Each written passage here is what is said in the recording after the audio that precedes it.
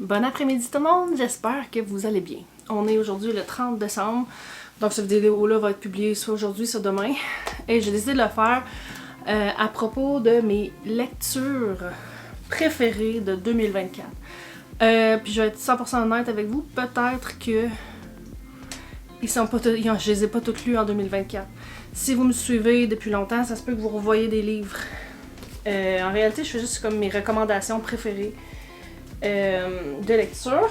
Si vous êtes nouveau ou nouvelle ici, moi je couvre surtout les sujets de la parentalité un peu, mais surtout en ce qui a trait plutôt plus côté école-maison, le jardin, la nourriture, un peu l'autosuffisance et un peu de philosophie. Bref, c'est les gros sujets que je touche, mais je m'arrête pas nécessairement à ça nécessairement. J'ai appris il y a plusieurs années que oui, si je veux que ma chaîne grossisse, il faudrait que j'aie une niche, mais si je veux avoir du fun à le faire, je vais pas me limiter à un sujet particulier. J'ai envie de parler de n'importe quoi. Puis ça a fait en sorte que j'ai des vieilles abonnés qui sont là depuis presque le tout début. Ça fait... Je pense que ça va faire 8 ans. Mon Dieu, ça fait longtemps. Puis ça fait que ça me garde la flamme. Ça me garde la flamme. Pour tous les livres que je vais vous nommer, je vous suggère fortement d'aller les voir en bibliothèque, sauf si je vous dis que je considère qu'il faut qu'ils soient possédés. Il y en a là-dedans que je possède, que je considère que ça vaut vraiment la peine de le posséder. Mais je conseille tout le temps d'aller en bibliothèque pour les louer. Même si vous voulez le posséder un jour, allez donc le louer en premier. Donc bibliothèque, librairie locale, je vais toujours vous encourager à faire ça. Mais j'ai aussi beaucoup de livres plus américains que je vais suggérer.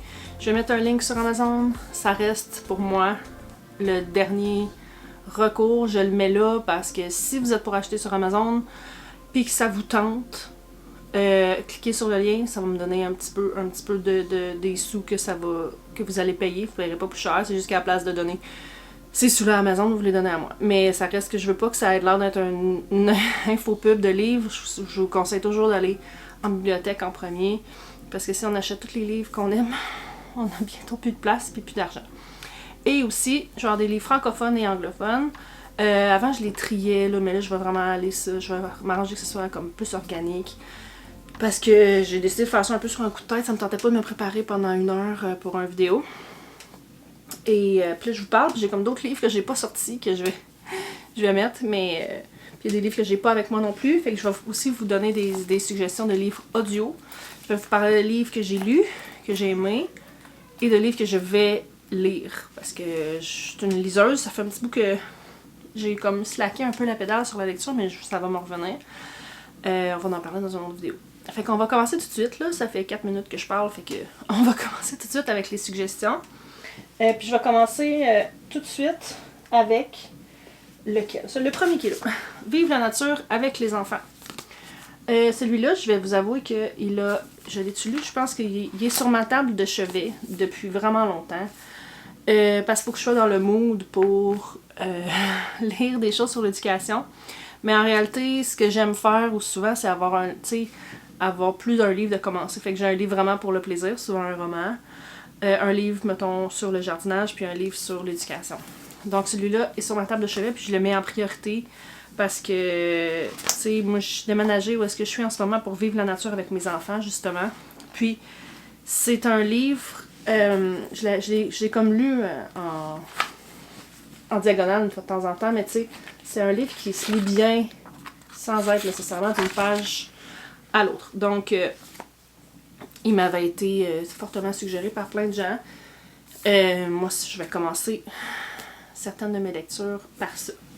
Bon, je vais alterner les livres physiques puis les livres audio parce que je peux pas vous le montrer physiquement, je vais quand même vous mettre une image, mais ça va être peut-être plus intéressant d'alterner comme ça finalement. Donc, le dernier livre audio que j'ai lu, que j'ai écouté, c'est The Anxious Generation de Jonathan Haidt.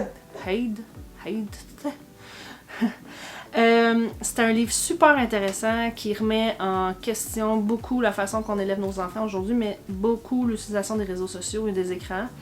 Chose que j'ai déjà remis en question souvent sur ma chaîne. Ça m'a vraiment brassé un peu, par exemple, sur le manque de contrôle que j'ai là-dessus. Ça m'a vraiment fait me demander, est-ce que je serais prête à faire un mouvement, à essayer de participer ou essayer de créer un genre de mouvement citoyen pour qu'on réglemente tout ça pour nos jeunes. Puis en réalité, ce que ça parle, c'est vraiment que on n'a jamais testé les réseaux sociaux, l'impact des réseaux sociaux puis des écrans comme on les connaît aujourd'hui sur les jeunes. On en est à la première génération. On peut considérer, il explique pourquoi, il y a plusieurs facteurs qui font que 2011-2012 ont été des années vraiment qui ont fait un tournant au niveau des réseaux sociaux puis qui ont vraiment impacté les jeunes très très négativement. Donc, puis que ces enfants-là, ceux qui avaient 11-12 ans, qui étaient très vulnérables à ce moment-là, ben là maintenant, ils commencent à être des adultes. C'est des jeunes adultes, puis qu'on peut voir que ça n'a pas nécessairement eu des bienfaits. Donc, super intéressant à écouter comme livre audio. Il y a des fois des livres que j'ai de la misère à lire, d'autres que je suis plus intéressée en livre audio. Lui, ça en est un qui était très très intéressant en format audio et qui s'est super bien écouté. Ensuite, on change de sujet. Révolution, fermentation. En réalité, je sors celui-là, mais je crois que j'ai tous leurs livres. J'étais full dans la fermentation. En fait, je suis à tout bout de champ. C'est juste que là, j'ai comme pris un petit break. Mais là, j'ai envie de me remettre un peu là-dedans, dans le kombucha. C'est pas vraiment la bonne saison pour dire que je vais aller fermenter ben, les légumes et tout ça. Je peux pareil. C'est juste que j'ai pas une abondance de légumes que... Tu sais, miel fermenté à l'ail. Ça a-tu l'air bon, ça? Puis en fait, j'ai beaucoup d'ail, j'ai du miel. Bref, c'est un livre que je vais refeuilleter. Probablement après avoir fini d'éditer ces vidéos-là, je vais me faire ma liste de livres à feuilleter. Celui-là, ça en fait partie. Oh! Celle-là, j'avais comme oublié qu'elle allait être là. C'est Grow Wild par Katy Bauman. Je suis pas mal sûre qu'il y a une version francophone de celui-là. Mais Katy Bauman, oh, je l'aime tellement cette femme-là. Elle est tellement intéressante à écouter. J'écoute son podcast à cette heure, je pense que j'ai écouté tous ses livres audio. Mais Grow Wild, elle parle du mouvement, elle parle du Nutritious Movement, du mouvement nutritif finalement. Puis on est tellement... À part de comment est-ce qu'on est habitué de se faire parler, quand on pense en mouvement, de nos jours, on pense à de l'exercice. Puis elle, c'est pas ça qu'elle parle. Elle parle, tu sais, que oui, bien sûr, c'est merveilleux d'aller prendre une marche, mais, tu sais, elle compare les mouvements à la nourriture.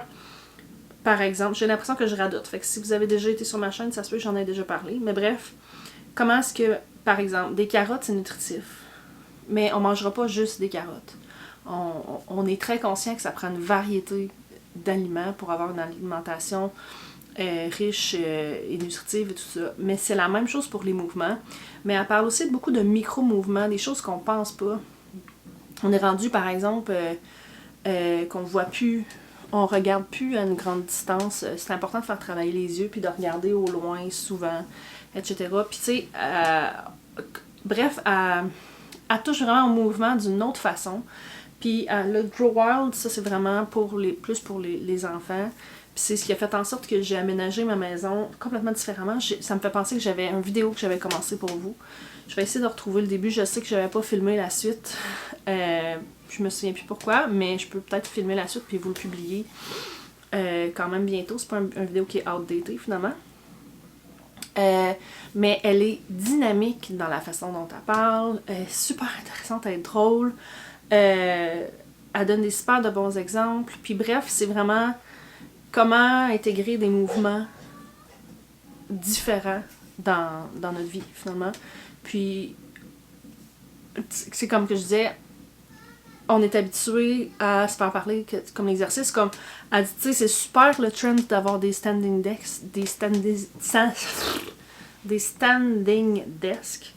à travailler debout, mais elle dit, c'est pas mieux. C'est pas vraiment mieux d'être toujours debout que d'être toujours assis. Le gros problème, c'est d'être stagnant, toujours dans la même position. Donc oui, c'est merveilleux de passer de debout à assis, de debout à assis. Mais ce qui est encore mieux, c'est de passer de debout à assis par terre, à coucher sur le ventre, à coucher sur le côté, à, tu sais, à vraiment varier tout ça.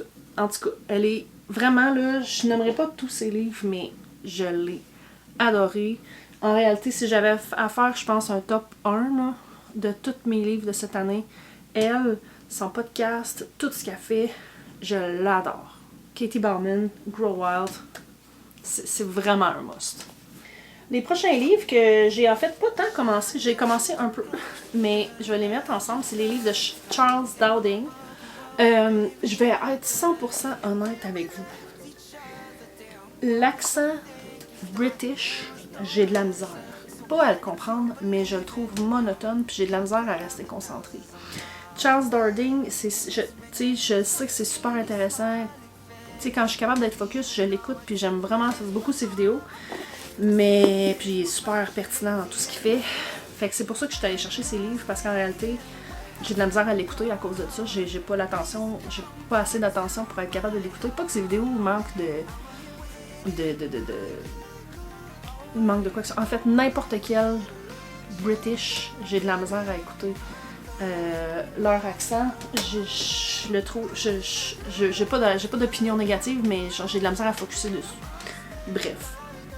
Fait que les livres de Charles Dowding, qui est vraiment une sommité en jardinage, je sais pas en fait c'est quoi ses formations, mais je sais qu'il est très très référencé, puis je l'aime vraiment beaucoup quand même dans tout ce qu'il fait. Prochain livre, un autre vraiment must que j'ai vraiment aimé, c'est Animal Vegetable Miracle de Barbara Kingsolver, Camille Kingsolver et le papa. Ils sont 3 finalement. Puis ils font la narration tous les 3. Ils ont écrit le livre à 3, c'est les 2 parents et la fille. Ils sont 4 dans leur famille, mais l'autre était comme trop jeune. Puis eux, ils parlent de leur année à ne manger que ce qu'ils produisent ou ne manger. Sais-tu que ce qu'ils ont produit ou que ce qui est saisonnier, je ne sais pas. Je pense que c'est ce qu'ils ont produit. C'est super intéressant, puis la narration est excellente. Puis les 3, ils lisent chacun qu'est-ce qu'ils ont écrit.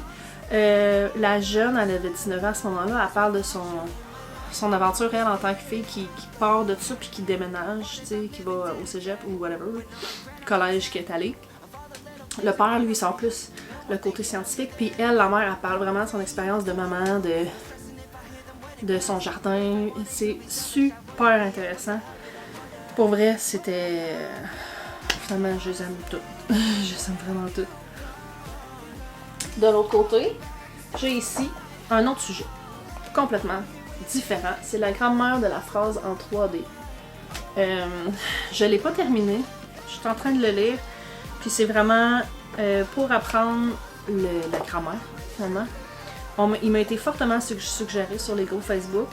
Et j'essaie vraiment d'aller chercher des différentes façons pour faire l'éducation à mes enfants, autre que de m'asseoir avec un cahier. Je veux rendre ça différent, je veux rendre ça convivial, je veux rendre ça intéressant pour eux. Et celui-là, selon ce qu'on m'avait décrit, était quand même intéressant. Donc, c'est ça. C'est ça. Il y a aussi le récit en 3D. Une fois que je vais avoir essayé celui-là, je vais essayer le récit en 3D pour voir faire différent, là, finalement. Je veux que ce soit le fun pour tout le monde de faire l'école à la maison. C'est possible. J'ai tellement de livres sur Audible. C'est vraiment difficile de choisir, surtout qu'il y en a que je me suis... Est-ce que je me souviens vraiment spécifiquement de qu'est-ce que j'ai pris dans ce livre-là, ou je suis en train de mélanger d'un livre à l'autre. Mais le prochain que je vais vous suggérer, c'est How to Keep House While Drowning de Casey Davis. Elle, c'est une... je vais dire une psychologue, ça l'est peut-être pas. Elle a des super... de beaux shorts sur Instagram, mais je ne suis plus vraiment sur les réseaux sociaux, donc je ne vais plus vraiment la voir.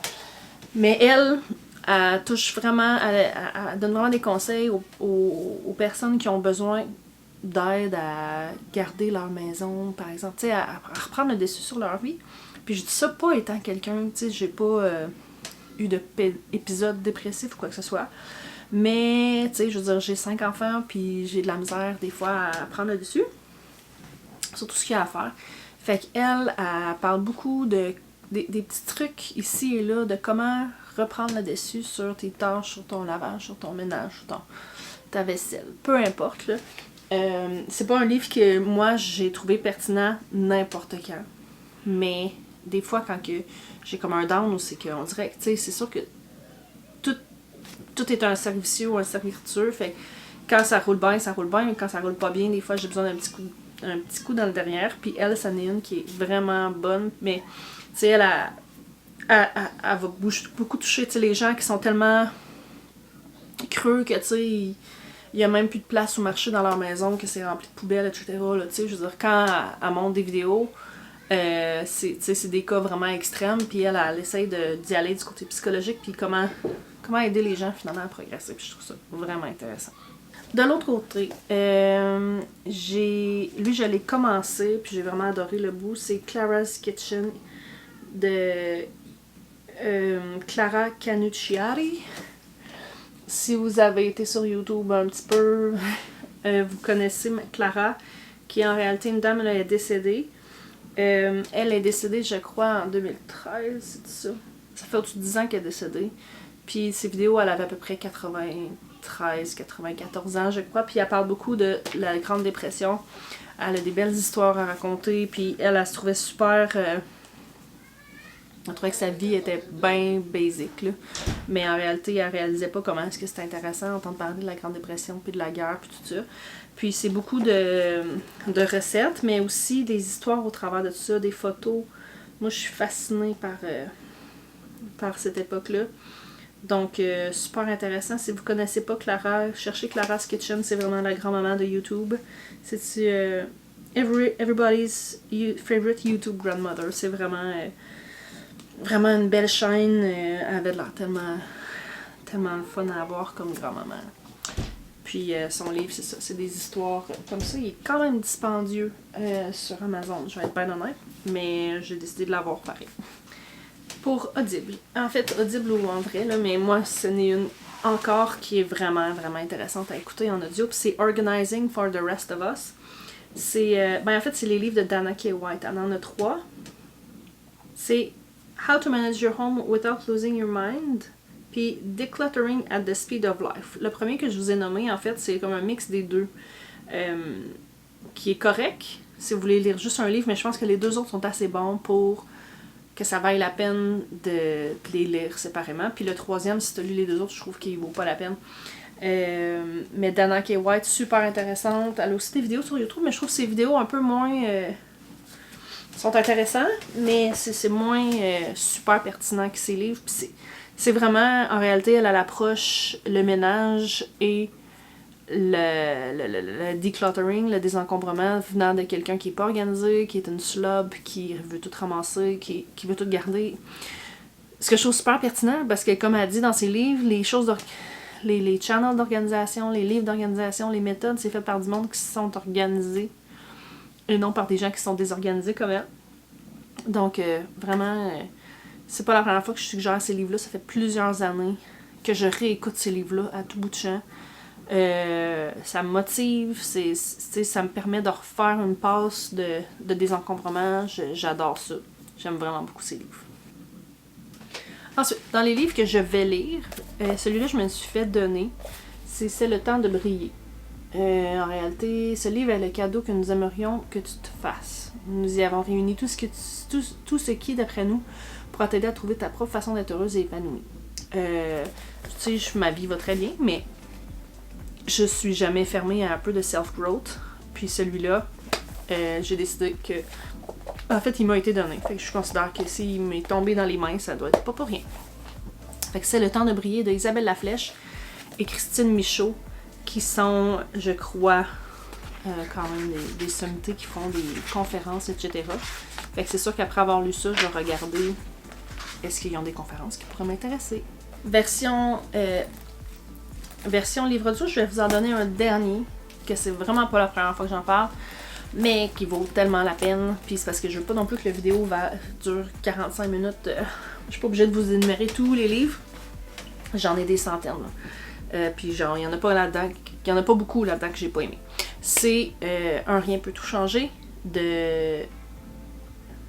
J'ai un blanc. Je l'avais. James Clear, c'est ça. En anglais, c'est Atomic Habits. C'est vraiment un livre que, celui-là aussi, je le réécoute souvent. Super intéressant à écouter. Il est pas monotone, il est super plaisant. Mais aussi, c'est bien de s'en rappeler. Tu sais, c'est le genre de livre que tu écoutes une première fois, tu vas chercher quelques petites affaires, tu réécoutes une autre fois, et ainsi de suite. C'est super intéressant. Si vous l'avez lu, relisez-le. Si vous ne l'avez pas, prenez-le. C'est vraiment un life-changing book. C'est vraiment, ça vaut vraiment la peine. Donc, j'ai avec moi. Lui, je l'ai sorti, mais je pensais pas que ça allait être lui. Mais je vais quand même en parler parce que c'est un autre livre que j'ai acheté. J'ai acheté que j'ai pas lu, que j'ai l'intention de lire. C'est L'engagement pousse là où on le sème. Je suis une fille très très engagée dans ma communauté, ou j'essaie du moins. Fait que... Puis je suis souvent déçue de la réponse à l'engagement. Pas dans le sens que je fais des choses puis les gens répondent pas, mais j'ai l'impression que si je veux que quelque chose se fasse, je suis tout le temps obligée de le faire. Puis ça fait en sorte que si je suis obligée de le faire, je suis obligée de l'organiser. Le moment que ça vient, j'en profite pas. Puis on dirait qu'il y a personne d'autre qui est prêt à s'engager jamais. Donc, bref, je me suis dit qu'en prenant ce livre-là, j'allais probablement apprendre à mes enfants aussi comment s'engager, quoi qu'ils me voient faire. Mais peut-être que aussi que j'allais pouvoir aider. Je veux vraiment aider ma communauté, où est-ce que je vis. Des fois, j'ai l'impression de patiner dans le beurre. Fait que, on va l'essayer. Qu'est-ce qu'on a à perdre? Ensuite de ça, celui-là, c'est un livre que j'ai lu, ça doit faire 10 ans. Parler pour que les enfants écoutent, écouter pour que les enfants parlent. Celui-là, c'est un livre qui a été suggéré par une amie à moi, qui avait toujours des bonnes lectures, puis je me souviens de l'avoir lu. Ça fait pas 10 ans, ça fait... Ouais, peu importe, ça doit faire genre 8 ans. Je l'ai lu, je l'ai trouvé super pertinent, mais j'ai comme oublié les méthodes. C'était vraiment un livre qui parlait de façon concrète de parler à ses enfants. Donc, j'ai beaucoup de lectures à faire finalement, que je réalise. Mais, très bon livre. Je me souviens que c'était excellent, mais je me souviens plus du tout de... C'était juste des façons de formuler ses phrases, de demander les choses. À savoir que j'ai beaucoup plus d'enfants puis qu'ils ont grandi, ça peut pas nuire, je crois. Même si ça va bien en général.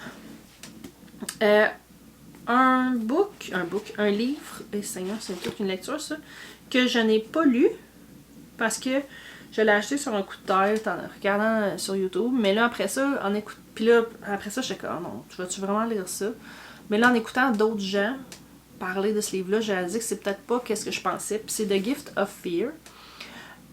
True fear is a gift. Unwarranted fear is a curse. Learn how to tell the difference. Fait qu'en réalité, au départ, j'avais l'impression que ça allait parler de tous les... Je pensais que A Gift of Fear, c'était comme... En lisant ça, tu vas gagner le cadeau d'avoir peur maintenant, puis que t'allais maintenant te méfier de plein de choses. Puis finalement, de ce que j'ai cru comprendre, parce que je l'ai pas lu encore, je vais le faire, c'est plutôt, justement, c'est ça que j'avais pas lu derrière, comment apprendre à écouter tes peurs pour savoir lesquelles sont bonnes, lesquelles vont te sauver la vie, puis lesquelles sont pas nécessaires, finalement. Fait qu'il y a un autre livre à lire. Il va falloir que je m'y mette. Je vais faire une dernière affaire avant que je vous parle de roman. Je ne l'ai pas rapidement avec moi, mais c'est Le Jardin vivrier. C'est pas la première fois que j'en parle, mais c'en est un qui vaut vraiment la peine d'être acheté parce qu'à tous les ans, je le ressors. D'ailleurs, je regarde ma pile parce que j'ai une pile ça d'épaisse et 3 piles ça d'épaisse de livres que je veux ranger là. Le Jardin vivrier qui est une bible à toutes les années. En réalité, si j'avais énormément de temps, j'aimerais ça relire du début, mais je peux quand même aller dans les sections par mois, savoir qu'est-ce que... Puis ma perception a beaucoup changé aussi. Depuis ce temps-là, j'ai appris énormément sur le jardinage parce qu'elle est en zone 3, moi je suis en zone 2.